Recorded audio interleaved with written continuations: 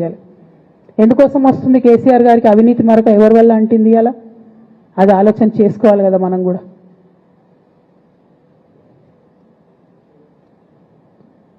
కొంతమంది కేసీఆర్ గారి పక్కన ఉన్నటువంటి వాళ్ళు కేసీఆర్ గారి పేరు చెప్పుకొని అనేక రకాలుగా లబ్ధి పొంది వారు చేసినటువంటి అనేక చెత్త పనుల వల్ల ఇవాళ కేసీఆర్ గారి పేరు బద్నామయ్యే పరిస్థితి వచ్చింది. అయినా మళ్ళీ వాళ్ళనే మోస్తాం, అయినా మళ్ళీ వాళ్ళనే ముందుకు తీసుకెళ్తామని అనుకుంటే పార్టీ ఎట్లా ముందటికి పోతుంది? ఒక బిడ్డగా నిజంగా నేను బాధపడతా ఉన్నా. ఇవాళ 5 సంవత్సరాలు ఇరిగేషన్ మంత్రిగా చేసినటువంటి హరీష్ రావు గారిది మేజర్ పాత్ర లేదా దీంట్లో?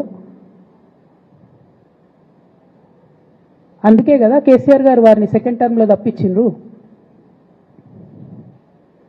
ఈ మొత్తం కాళేశ్వరం ఎపిసోడ్లో కేసీఆర్ గారికి మరక అంటిందంటే 2-3 వ్యక్తులు కారణం.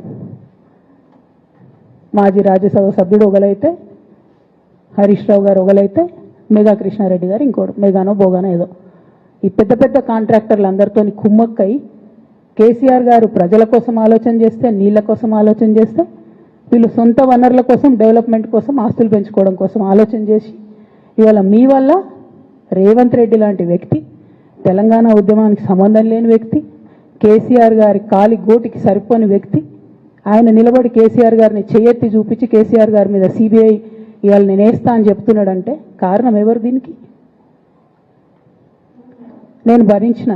ఇదే హరీష్ రావు గారు, ఇదే సంతోష్ రావు గారు అనేక కుట్రలు చేసినా కూడా భరించిన. నా మీద ఓపెన్గా మీడియా మిత్రులందరితో రకరకాల మాటలు చెప్తే కూడా నేను భరించిన. నా పర్సనల్ అటాక్కి నేను ఎప్పుడు కూడా వాళ్ళను ఇంతవరకు పేరు పెట్టి పిలవలేదు, మాట్లాడలేదు. ఫస్ట్ టైం చెప్తున్నా నేను. ఎందుకోసం చెప్తున్నా? కేసీఆర్ గారికి ఈ వయసులో సిబిఐ ఎంక్వైరీ ఏందండి? ఎందుకోసం ఆ కర్మ పట్టింది? ఎందుకు భరించాలి?